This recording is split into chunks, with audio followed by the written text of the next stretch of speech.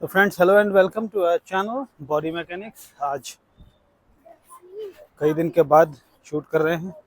बच्चे जा रहे हैं मेरे साथ साथ में टहलते हुए, और मैं चाह हूँ क्लब, और बच्चे जाएंगे 1B। तो चलिए, आज जो है वर्कआउट में शोल्डर का वर्कआउट शूट करूँगा। एक्चुअली इधर बीच जो है काफ़ी ज़्यादा रेन फॉल यहाँ काफ़ी ज़्यादा हुआ, तो आप देख भी सकते हैं पूरा पानी वगैरह सब भरा हुआ है। कई दिन से लगातार रेन हो रहा था, तो बाहर का तो कुछ शूट करना मुश्किल हो गया था।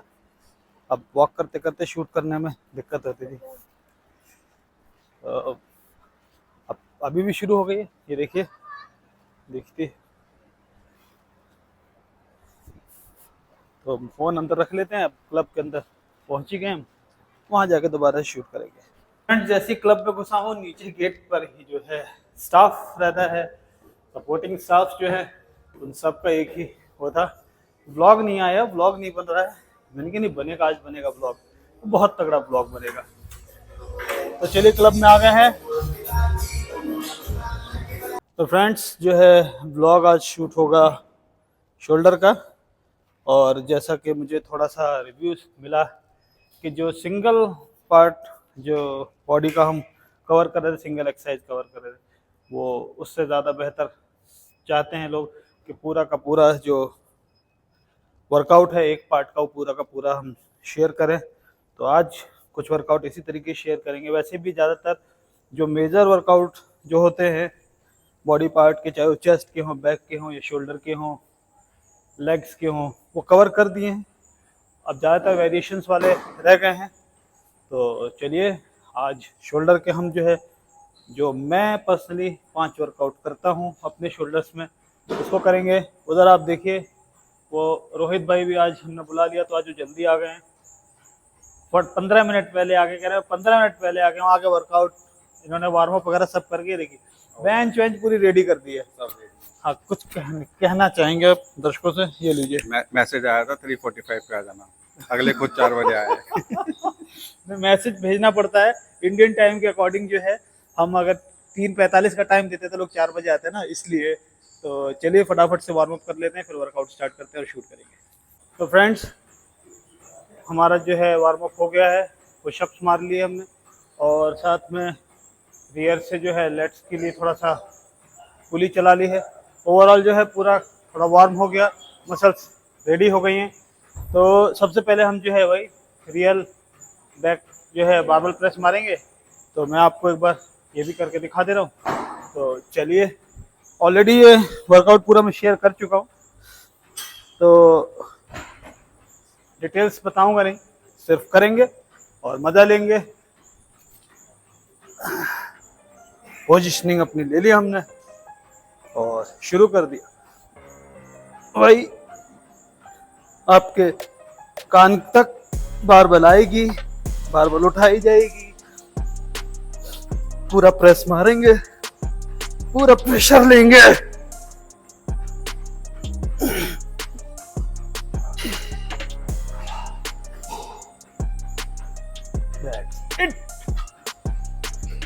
तो पहला वर्कआउट बारबल प्रेस शोल्डर के साइज को बड़ा करने का है। और सबसे पहले हम साइज बड़ा करने वाली, जिसमें ज़्यादा ताकत लगती है, वो वर्कआउट करते हैं। तो फर्स्ट एक्सरसाइज है रियर बारबल प्रेस, और इसमें रेपिटेशन जो रहेंगी वो रहेगी पहला 12 का, फिर 10 का, 8 का, 6 का। मारिए इसमें दबा के, जितना बढ़िया आपसे वेट मारा जाए, शोल्डर का साइज बढ़िया निकलता है इससे। अब देखिए, रोहित भाई जो है अपना 8 रैप वाला सेट लेने जा रहे हैं, तो कवर करते हैं, इनका दिखाते हैं। रोहित भाई अपनी तैयारी करते हुए, बेल्ट बांध ली इन्होंने लंबर सपोर्ट के लिए। भाई मेरा मानना यही है कि मसल डेवलपमेंट के साथ साथ में इस बात का ध्यान रखना है कि इंजरी ना हो, तो बेहतर है लंबर सपोर्ट बांध दिया जाए।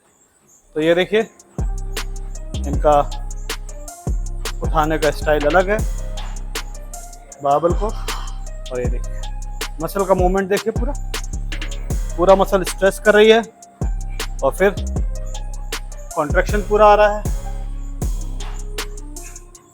फुल जितना शोल्डर है सब पे प्रेशर आएगा पूरा, बहुत बढ़िया। चलिए नेक्स्ट एक्सरसाइज के लिए रेडी हो जाते हैं हम। तो फ्रेंड, जो दूसरा वर्कआउट है जो ज़बरदस्त मुझे पसंद है शोल्डर के लिए, वो है हमारा लेटरल रेज।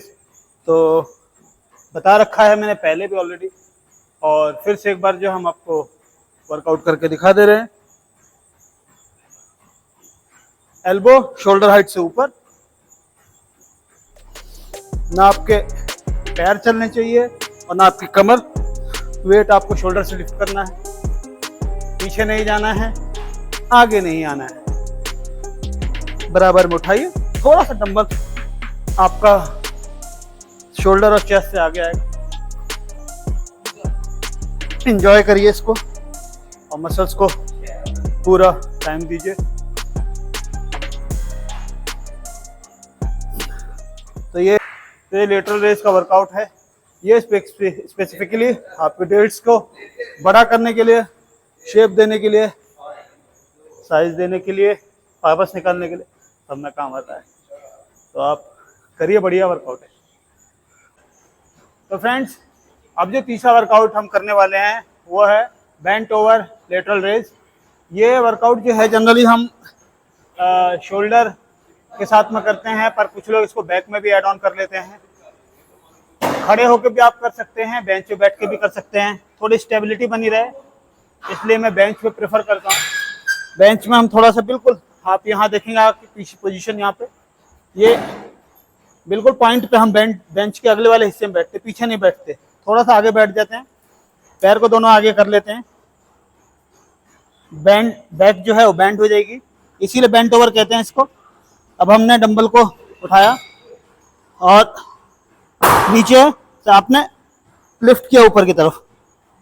अच्छा, इसमें जो एक चीज़ पहले बता देता हूँ कि जब हम ये इसको लिफ्ट करते हैं तो ये लास्ट में लाने के बाद में ये जो रिस्ट है इसको हम बाहर की तरफ इस तरीके से ऊपर की तरफ को उठा देते हैं इसमें। तो पूरा जो इसका जो कहिए कि जो प्रेशर होता है वो पूरी तरीके से स्टेप्स पे आ जाता है, नहीं तो बैक में ज़्यादा रह जाता है इसका प्रेशर।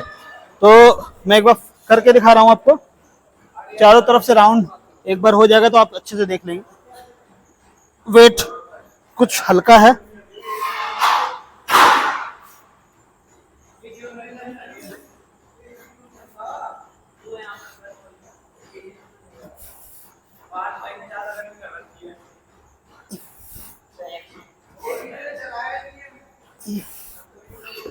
तो ये जो वर्कआउट है वो आपका ट्रैप्स के साथ साथ में रियल डेल्ट को भी बड़ा अच्छा कवर करता है।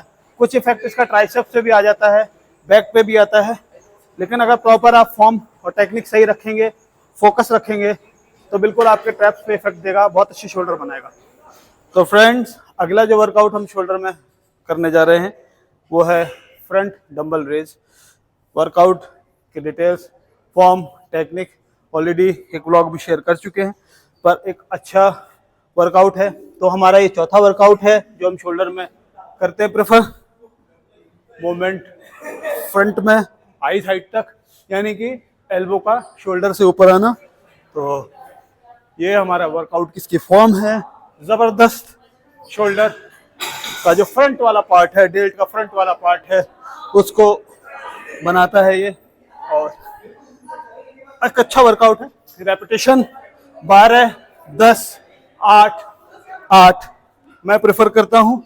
वैसे सारे वर्कआउट्स के भी मैं आपको एक बार रेपिटेशंस लास्ट में बताऊंगा कि कितनी कितनी मारी है, क्यों मारी है, क्या फ़ायदा है। तो दैट्स इट, हो गया हमारा फ्रंट डंबल रेज। तो फ्रेंड्स, अगला जो वर्कआउट है, फिफ्थ वर्कआउट, अपराइट रो, और ज़बरदस्त ये भी वर्कआउट है। शोल्डर का एक शेप देने के लिए, एक प्रॉपर साइज निखारने के लिए एक अच्छी एक्सरसाइज है।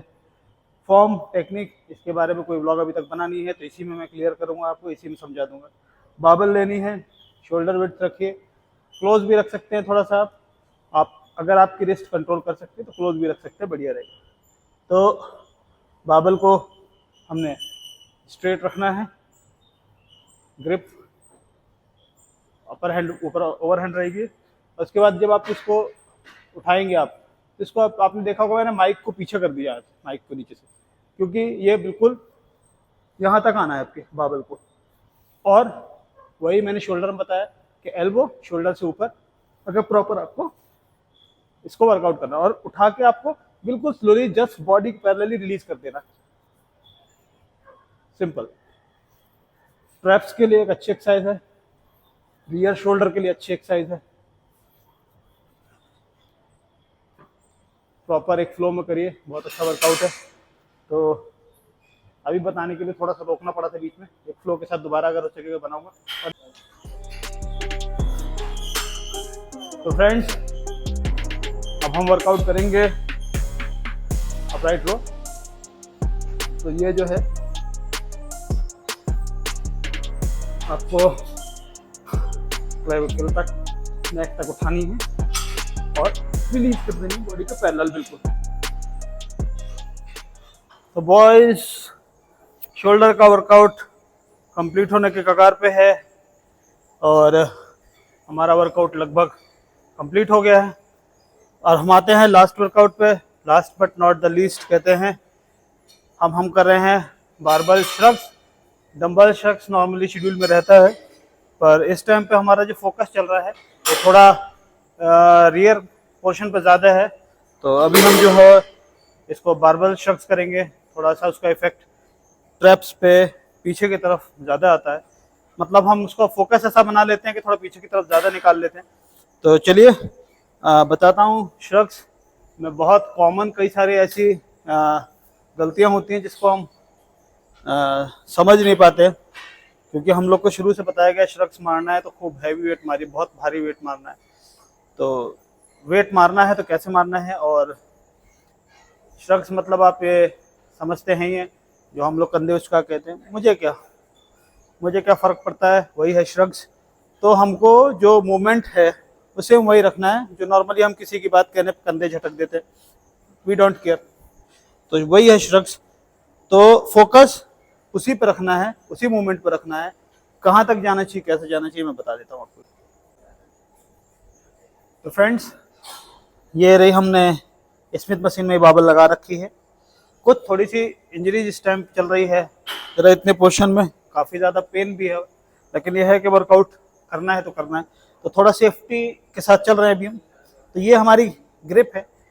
अब आप बाबल के एज मच एज क्लोज आ जाइए, बिल्कुल नीज मेरे से टच होने वाले, शोल्डर मैंने थोड़ा सा वो किए।